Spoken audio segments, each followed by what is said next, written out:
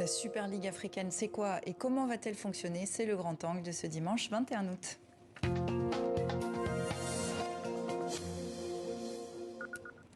Florentino Pérez doit s'étrangler de jalousie. Le projet mort-né d'une Super Ligue européenne, que le président du Real Madrid défendait avec le gratin des clubs, verra bien le jour, mais pas sur le vieux continent, en Afrique. La Super Ligue africaine, c'est quoi et comment va-t-elle fonctionner? C'est notre grand angle avec vous ce soir. Franck Simon, bonsoir. Bonsoir. Vous êtes journaliste à 2022 Magazine, auparavant au magazine France Football, à l'origine du Ballon d'Or, j'ai tout juste? Absolument. C'est parfait. Et pour nous accompagner, Lise Laure-Etiat du service des sports de TV5 Monde. Bonsoir Lise Laure. Bonsoir. Alors l'Afrique va donc se doter d'une compétition regroupant les meilleurs clubs du continent.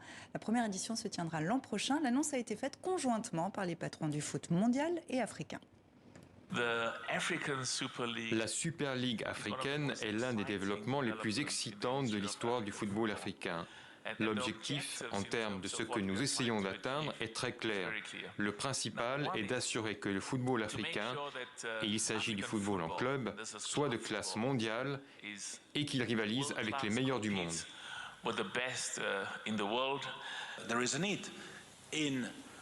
Il y a un besoin en Afrique. Il y a aussi un besoin dans de nombreuses autres parties du monde d'amener le football en club au niveau supérieur. Pour cela, il est important d'être innovant, d'avoir de nouvelles idées, de nouveaux projets et de les mettre en œuvre. Alors on va commencer par un guide pratique, Lise Laure. La compétition regroupera 24 clubs issus de 16 pays classés en 3 groupes de 8. Comment ça va marcher?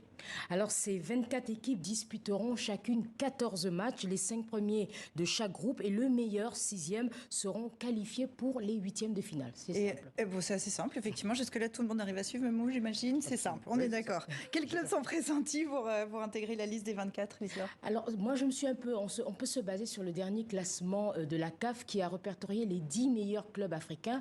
Alors il y a évidemment, on fait une part belle aux clubs d'Afrique du Nord qui sont chaque année dans le top 5 des meilleurs, dans le top 3 des meilleures compétitions africaines.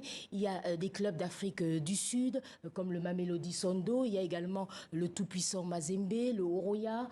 En fait, le Mali avec le Stade malien, le Djoliba, le Cameroun avec le Coton Sport. Tous ces clubs, on les retrouve dans les compétitions. Donc, on imagine que ce sont ces clubs qui vont faire partie des 24. C'est un club des riches? Oui, clubs des riches. Oui, ça ressemble, le projet ressemble effectivement à une compétition élitiste et un petit peu fermée, sauf qu'il y aura quand même des entrées et des sorties, quoi. Il y aura des clubs qui pourront à un moment donné venir d'un autre pays parce qu'ils se seront qualifiés pour ce super top 24. Ce qui veut dire en fait que les clubs les plus pauvres ou les moins structurés ne vont jamais disputer cette ligue fermée. Ce qui veut dire, Lise Laure, que ça sera compliqué, effectivement, mais c'est un petit peu la glorieuse incertitude du sport et du foot en particulier. On peut imaginer que de temps en temps, il y ait de très belles histoires, de belles aventures, mais ça sera très compliqué parce que, notamment dans certaines zones, vous imaginez, ils sont ultra compétitifs. Vous parliez de l'Afrique du Nord, c'est difficile. Le Maghreb est très bien servi. Oui, voilà, le Maghreb est très bien servi, mais ils vont se manger le nez. Oui, pas de chance pour le Tenguet, pas de chance pour Simba SC, pas de chance pour le Yanga. Écoutez, j'espère les revoir parce que ce sont des clubs qui travaillent bien, en particulier Tenguet de Rufisque. Simba, ça travaille bien aussi. Ils ont même recruté un joueur européen, donc c'est un petit peu de vous dire qu'il y a des moyens et que eux, ils ont les moyens pour le coup. Et il se trouve, mais on va peut-être en parler après, que la présidente du club, Barbara Gonzalez, elle est proche de Gianni Infantino, le président de la FIFA. Alors, ça peut aider quand même à entrer dans le club fermé. Je crois qu'on va s'arrêter avec le guide pratique. Il y a plein de choses qu'on peut dire encore. Le projet ne suscite pas un rejet aussi massif qu'en Europe, mais il interroge. Lise Laure, vous avez joint Alain Guaméné, entraîneur et ancien footballeur international ivoirien, champion d'Afrique. C'est refusé en Europe, mais les Africains veulent le faire. Veulent la faire, ça veut dire que tout simplement, c'est peut-être chercher les ressources additionnelles. C'est ce que je pense simplement. Il n'y a pas d'argent, on vient en avoir pour les clubs, oui. Sinon, à part ça, ça n'a pas sa place. À part les ressources, ça n'a pas sa place parce qu'il y a la Coupe d'Afrique, les clubs qui existent, les différentes Coupes d'Afrique, les clubs qui existent. Donc, si vous voulez, on élimine toutes les Coupes d'Afrique et on cherche des grandes compétitions argent. Mais moi, je dis encore, quels sont les critères de choix des clubs de chaque pays? Voilà, il y a des questions à se poser. On verra bien ce que ça va donner. Ce n'est pas sur le plan sportif. Ça, on sait qu'on va voir du beau football. Mais c'est pourquoi, au juste? C'est pourquoi au juste, on sent Alain Guaméné pessimiste un peu, qui se pose des questions. Oui. Roger Mila disait d'ailleurs qu'il fallait déjà améliorer les compétitions existantes. Est-ce que Franck Simon, vous êtes d'accord sur ça? Oui, parce qu'en fait, depuis de nombreuses années, on assiste à la paupérisation des clubs. Ils sont de plus en plus pauvres, ils perdent leur talent très très tôt, très très jeunes. C'est rare de voir un jeune joueur débuter, jouer un peu dans son propre pays avant d'aller en Europe ou en Asie. Et du coup, effectivement, il faut plus de moyens. Alors c'est un peu l'idée défendue en vérité par les. C'est l'argument avancé. Oui, oui, c'est que ça soit par Infantino ou par. Voilà, mettre plus d'argent sur la table pour notamment mieux structurer, plus structurer, pouvoir payer mieux les joueurs. Mais il y a les critères. On n'a pas évoqué la question des critères, mais ça veut dire que les clubs qui feront partie de cette super élite, il faut qu'ils aient une académie de jeunes, créer une pour académie. Développer le football local alors. D'une part, donc avoir une académie en interne, c'est beaucoup d'argent, et puis avoir une équipe féminine. Ça, en revanche, c'est très bien. Vous savez que depuis l'an dernier, il y a une Ligue des championnes, ce qui est génial, mais ça veut dire que quand vous allez devoir compétir dans la Super League, il faudra également que vous ayez une équipe féminine. C'est bien de mettre ces critères-là, mais ça reste quand même compliqué, je pense, à mettre en place. Ces critères existent, mais il y a déjà des clubs qui les contournent.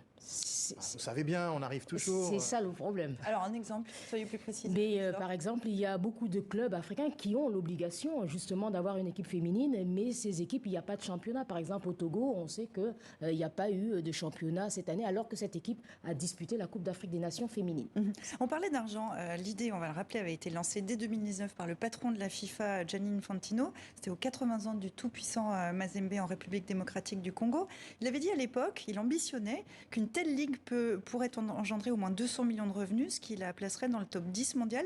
Est-ce qu'en effet, ça va mettre ces clubs africains sur une autre orbite ? Les mettre sur une autre orbite, mais moi je me pose des questions. Où va venir l'argent? Quels sont, par exemple, Franck Simon, quels seront les sponsors? Quelles sont les chaînes qui vont investir pour des droits télé, pour des clubs dans lesquels il n'y a pas de stars? Parce qu'ici, quand on parle de clubs, on pense à Sadio Mané, voilà, mais là, on ne connaît pas. Il y a beaucoup d'Africains qui ne connaissent même pas les stars locales. Comment on fait? C'est bien parce qu'on se pose tous les mêmes questions, Lise Laure. Je suis heureux qu'on se les pose en commun. Mais c'est vrai, d'où pourrait provenir cet argent pour pouvoir financer? Parce que ce qu'ils appellent le prize money, notamment, c'est-à-dire les gains mis à disposition des équipes, l'enveloppe, elle serait de 100 millions de dollars. Il faudrait déjà avoir le double pour pouvoir la lancer, cette compétition. Et où on va aller puiser cet argent, puisque au jour d'aujourd'hui, la CAF, la Confédération africaine de football, n'a pas du tout évoqué justement ceux qui pourraient venir, les sponsors, les parrains, venir investir cet argent. Et il faut savoir qu'aujourd'hui, la CAF a de moins en moins d'argent dans les caisses. Est-ce qu'elle a même des problèmes d'argent? Bien sûr. Bien sûr, ça a été évoqué lors de la 44e AG à Arusha en Tanzanie il y a quelques jours en arrière. On l'a tous suivi. Je pense que vous l'avez suivi comme moi. Et on a bien entendu ce qu'a dit le rapporteur financier, M. Fouzi Legja, président de la Fédération marocaine. À la fin de l'exercice de juin 2021, il reste très peu de réserves. Il faut trouver de l'argent. Les réserves, c'est autour d'une trentaine de millions de dollars. Où est-ce qu'on va le trouver, cet argent? À cette question, le président Patrice Motsepe n'a pas répondu. Alors peut-être qu'en interne, il a communiqué avec son comité exécutif et les présidents de fédération, mais en direction des observateurs, des médias et du monde qui pouvaient suivre la conférence, eh bien rien n'est sorti. Alors moi, il y a une question qui me turlupine un peu. Je trouve que c'est étrange que cette Ligue des Champions va être lancée en août 2023. C'est à peu près à ce même moment qu'il y aura les élections du président de la FIFA. Est-ce que Franck, c'est pas un étrange hasard de calendrier? C'est peut-être pas un hasard. Vous voyez, c'est peut-être pas un hasard. Si c'est concomitant, effectivement, c'est pas un hasard. On sait que Gianni Infantino, il est en recherche de voix. Il est en conquête électorale. Et donc, il est présent depuis maintenant pas mal d'années auprès de la Confédération africaine de football. Vous savez également comment il y a une partie des gens, j'appelle ça les fonctionnaires de la Confédération africaine de football, qui viennent de la FIFA. C'est du personnel venant de l'instance mondiale. Ce ne sont plus des Africains. La FIFA est très présente au sein de cette instance. Le président Infantino veut les voix des Africains. Il est en train de pousser comme ça pour que cette compétition se fasse. Sauf qu'aujourd'hui, on est en train de raisonner sur un petit peu sur un projet. Vous avez évoqué le mot de projet et voilà où on en est. C'est un projet. Et est-ce que ça explique pourquoi ça se met en place en Afrique et pas en Europe? On va rappeler quand même qu'en Europe, l'idée est un vieux serpent de mer. L'an dernier, 12 formations européennes. Le gratin européen des clubs s'était mis d'accord pour monter une compétition similaire. Ça avait été une bronca totale. Ils avaient fait marche arrière. Donc en Europe, ça prend pas. En Afrique, ça prend. Mais en Europe, ça n'a pas pris parce que l'UEFA a défendu, donc l'instance faîtière du football européen, défendait son ADN, défendait ses règlements, ses intérêts, et contre des clubs qui ont pris une initiative un petit peu allant contre les intérêts de la collectivité des 50 et quelques fédérations européennes. Là, il y a une sorte de silence assourdissant des présidents africains, ils ne disent rien, ils opinent du chef, j'ai l'impression. Mais justement, est-ce que c'est pas ça qui est bizarre, c'est-à-dire que ce projet de création d'une ligue, est-ce que ça devrait pas venir des entraîneurs, des joueurs, par exemple de la FIFPro, au lieu de venir du président Infantino? Moi, j'aurais, un petit peu comme vous, j'aurais souhaité que ça puisse être discuté avec les présidents de clubs et avec les joueurs, forcément. Il se trouve que la personne qui est chargée de ce dossier, c'est le vice-président de la CAF et président de la fédération mauritanienne, M. Ahmed Yahya, qui est aussi l'ancien président du FC Nouadhibou en Mauritanie. Donc, il reste très proche de ce club qu'il a créé.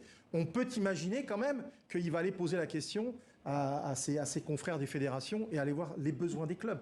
Mais clairement, c'est vrai que comme ça vient d'en haut, on a toujours plein de questions en tête et malheureusement, Lise-Laure, on n'a pas de réponse. Une dernière question. Donc, cette Super League, pour vous, Franck, c'est bien, mais c'est peut-être prématuré? Est-ce que surtout, elle aura lieu? Alors là, mesdames, vous me posez vraiment une colle. J'ai pas de boule de cristal, mais je reste très, non pas pessimiste. J'attends quelques réponses à nos interrogations dans les prochains jours et mois. Mais clairement, aujourd'hui, 1 an avant le début de cette compétition, il y a encore trop, si vous voulez, trop de zones d'ombre. Donc, pas pessimiste, un peu sceptique.